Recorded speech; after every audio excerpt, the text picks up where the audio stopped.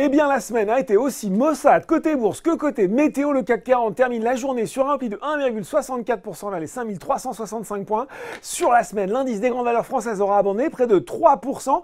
Aux États-Unis, les chiffres de l'emploi n'ont pas déçu avec 200 000 postes créés en janvier, au-dessus des attentes pour un taux de chômage qui reste à un plancher de 4,1%. En revanche, les salaires ont eux confirmé leur accélération, plus 0,3%, plus 2,9% en rythme annuel, de quoi relever les prévisions d'inflation à la clé. Un effet immédiat sur les taux qui continue à grimper, un 10 ans US à 2,8%, un nouveau pic depuis mars 2014, et un 30 ans au-delà des 3% vers 3,05%. À 17h30, le Dow Jones cédait 1% et le Nasdaq 0,65%. Sur le marché français, prise de bénéfices sur Soitec qui termine lanterne rouge du SBF 120 en plastique omnium.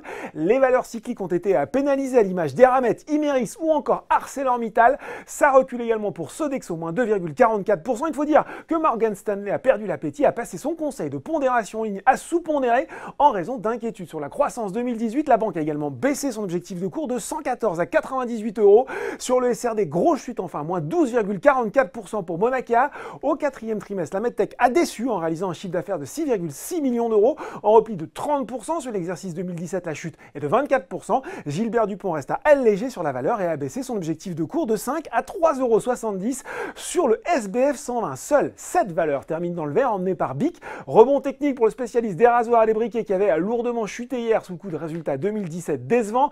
Derrière, on retrouve Technip FMC qui a annoncé l'achat d'Island Offshore Subsea. AXA, Zodiac, Score, DBV et Maison du Monde complètent cette liste. À noter enfin sur le SRD la hausse de 25,4% de la penny stock Lexicbook.